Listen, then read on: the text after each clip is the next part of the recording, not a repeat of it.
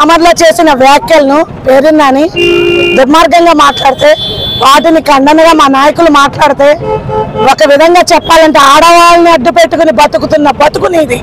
ఎందుకంటున్నానంటే ఇది అమ్మ జయసుధ గారు ఆడవాళ్ళంటే మాకు గౌరవం ఉంది, కానీ నీ భర్త చేస్తున్న పనులకి నీ పేరు ఆడాల్సి వచ్చింది.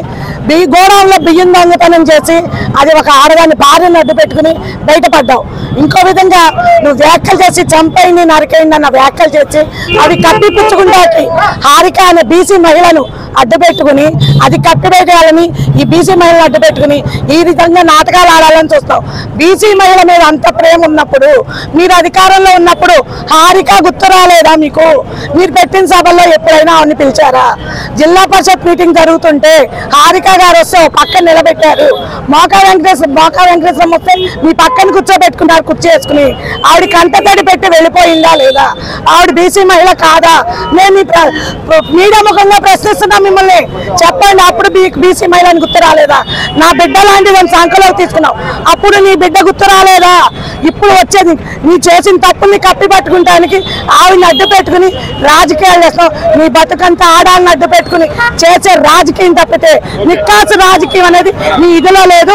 ఇంకోసారి కనుక పేరుని చెప్తున్నా కొల్లూరు రవీంద్ర గారిని టచ్ చేయాలని చూస్తే ఖబర్దార్, నీ ఇల్లు ఎంతో దూరంలో లేదు, పునాదులతో సహా కదులుతుంది, గుర్తుంచుకోండి. రెచ్చగొడుతున్న పేర్ని నానిని తక్షణమే అరెస్ట్ చేయాలని మచిలీపట్నంలో తెలుగుదేశం పార్టీ నాయకులందరూ కూడా గౌరవ మంత్రివర్యుడు కొల్లి రవీంద్ర గారికి ఈ విషయం తెలియకుండా చేశాం.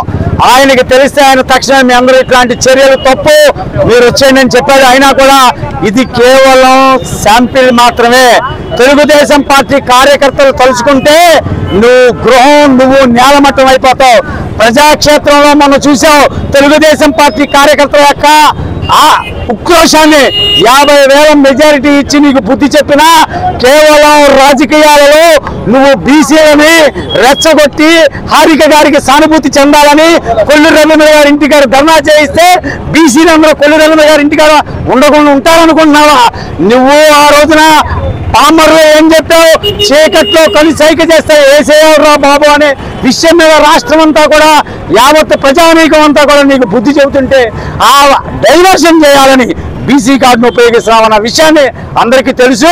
ఇది రామానాయుడుపేట సెంటర్ మచిలీపట్నం, ప్రశాంతమైనటువంటి మచిలీపట్నంలో ఇలాంటి విద్వేషాలు రెచ్చగొట్టే ప్రయత్నం చేస్తే నువ్వు కాలగర్భంలో కలిసిపోతావని నీకు హితవు చేస్తున్నావు. ఇది మచిలీపట్నంలో రామానాయుడుపేట సెంటర్కి నీ ఇల్లు కేవలం 50 మీటర్ల దూరం ఉంది. ఇక్కడ దాకా వచ్చిన తెలుగుదేశం పార్టీ కార్యకర్తలకి నీ ఇల్లుని బద్దలు కొడడం చేత కాదని అనుకోబాక, దయచేసి ఖబర్దార్ పేరునని ఇకనైనా శాంతియుత వాతావరణంలో మచిలీపట్నంలో రాజకీయాలు చేయమని హితవు పలుకుతాం. జిల్లా మచిలీపట్నం ఎంతో ప్రశాంత వాతావరణంలో ఉంటుంది, అందరూ కూడా అన్నదమ్ములుగా ఉంటారు. కానీ ఇవాళ ఈ పేరు నాని స్వతంత్ర రాజకీయాలు చేస్తూ కుల విద్వాంసాలు పెట్టిస్తూ అన్ని రకాలుగా కూడా మరి అందరినీ కూడా ఇబ్బంది పెట్టే కార్యక్రమాలు చేస్తున్న పేరు నానిని వెంటనే అరెస్ట్ చేయాలని చెప్పి కూడా మేము డిమాండ్ చేస్తున్నాం. ముందు విద్వేషాలు రెచ్చగొడుతున్నారు, కుల మతాలను రెచ్చగొడుతున్నాడు. ఇలాంటి నాయకుడిని మనం ఎప్పుడు ఎక్కడ కూడా చూడాల. కాబట్టి పేర్ని నానిని వెంటనే అరెస్ట్ చేయాలని చెప్పి కూడా మేము డిమాండ్ చేస్తున్నాం. ఇవాళ మంత్రి గారు కొల్లు రవీంద్ర గారి ఇంటి మీదకి కొంతమందిని పంపించి ధర్నా చేద్దామని చెప్పి వాళ్ళ ఇంటి మీదకి దాడి చేద్దామని చెప్పి మరి ప్రయత్నం చేశారంటే అతని యొక్క నియంతృత్వం ఏంటో, మరి అతని యొక్క పోకడలు ఏంటో జనాలు అందరికీ అర్థమవుతుంది. మరి అంతకుముందు మరి హారిక గారు జడ్పీ చైర్మన్ని ఈయన మంత్రిగా ఉన్నప్పుడు ఎన్నో ఇబ్బందులు పెట్టిన పేరు నాని వాళ్ళు ఆవిడ మీద సానుభూతి కబుర్లు చెప్తున్నాడు. పేరు నాని రేపు చేసిన అరాజకాలు మరి వాళ్ళ భర్త గారే బాగా చెప్పాడు, మమ్మల్ని పేరు నాని గారు బాగా ఇబ్బంది పడుతున్నారని చెప్పి ఆ రోజు మరి జడ్పీ చైర్మన్ గారు కుటుంబాన్ని ఎంతో ఇబ్బంది పెట్టింది పేర్ని నానినే. వాళ్ళ వ్యాపార సంస్థల్ని ఇబ్బంది పెట్టింది పేర్ని నానినే. వాళ్ళ రాజకీయ అవసరాల కోసం కులాన్ని అడ్డు పెట్టుకుని బీసీ అని చెప్పి కార్డును అడ్డు పెట్టుకుని ఆవిడని రెచ్చగొట్టి వాళ్ళందరినీ రెచ్చగొట్టి ఇవాళ మరి విధ్వంసాలను రెచ్చగొట్టిన పేర్ని నానిని అరెస్ట్ చేయాలని చెప్పి కూడా వాళ్ళ పెద్ద ఎత్తున తెలుగుదేశం పార్టీ నాయకులు కార్యకర్తలు అందరూ కూడా ఈరోజు ధర్నా చేస్తూ జరుగుతుంది. అధికారం పార్టీలో మేముండి వాళ్ళ మీద కేసులు పెడతలేదంటే కేసులు పెట్టే సంస్కృతి మాకు లేదు. కానీ ఓపిక మమ్మల్ని రెచ్చగొడుతున్నాడు. మమ్మల్ని ఇబ్బంది పెడుతున్నాడు, మా మీద తాగుబోతులు పంపిస్తున్నాడు, గంజాయి వ్యాఖ్యలు పంపిస్తున్నాడు మా మీదకి. మేము అధికారంలో ఉండి మరి చంద్రబాబు గారి నాయకత్వంలో, కొల్లు రవీంద్ర గారి నాయకత్వంలో ప్రశాంతంగా ఉండాలనే కోరికతో మేమందరం కూడా ముందుకెళ్తున్నాం. కానీ మా మీదకి ఈ రకమైన విధ్వంసాలు చేస్తుంటే మేము సహించలేదు. కాబట్టి ఇది కొల్లు రవీంద్ర గారు వద్దని చెప్పినా కూడా కార్యకర్తలు సహనం సహించుకోలేక ఈరోజు ఈ కార్యక్రమాన్ని చేపట్టడం జరిగింది. కాబట్టి ఖబర్దార్ పేరు నాని, నువ్వు పద్ధతిగా మార్చుకోకపోతే నీకు రాబోయే రోజుల్లో ప్రజలే బుద్ధి చెప్తారని చెప్పి కూడా నీకు గట్టిగా చెప్తున్నామని చెప్పి తెలియజేస్తాను. మరి పేరు నాని గారి యొక్క కుటిల బుద్ధి, ఆయన యొక్క దురాలోచన పబ్లిక్కి అర్థమైపోయింది జనాలకి. నాని నువ్వు ఎన్ని కుతంత్రాలు విద్వేషాలు రెచ్చగొట్టిన తెలుగుదేశం పార్టీ కార్యకర్తలు కానీ నాయకులు కానీ చాలా సౌమ్యంగా ఉంటారు. ఒకటే చెప్తున్నావు, నీకు ఎలాంటి నువ్వు పోకడలు పోయినా బీసీ కార్డుని ఉపయోగించిన నువ్వు ఉప్పల హారిక విషయంలో వాళ్ళ మామగారు చాలా బాధపడ్డాడు, వాళ్ళ భర్త కూడా.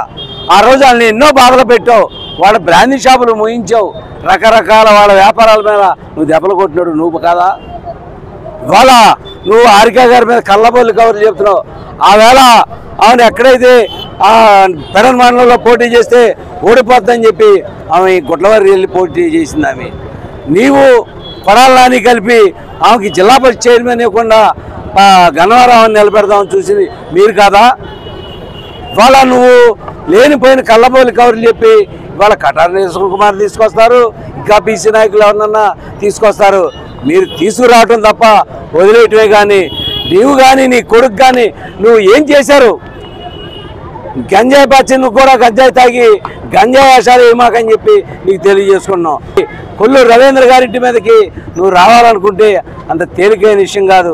వాళ్ళ తెలుగుదేశం పార్టీ కార్యకర్తలు తలుచుకుంటే నీ ఇంటిని కోల్ చేస్తారనుకున్నావు అనుకున్న జాగ్రత్త, ఖబర్దార్. ఇంకోటి చెప్తున్నాం మేము, తెలుగుదేశం పార్టీ కూటమి నాయకుల యొక్క సహనాన్ని నువ్వు పరీక్షిస్తున్నావు. అతి త్వరలో నీకు బుద్ధి చెప్పడానికి కూటమి నాయకత్వంతో కూడా సిద్ధంగా ఉందని చెప్పి తెలియజేసుకున్నావు.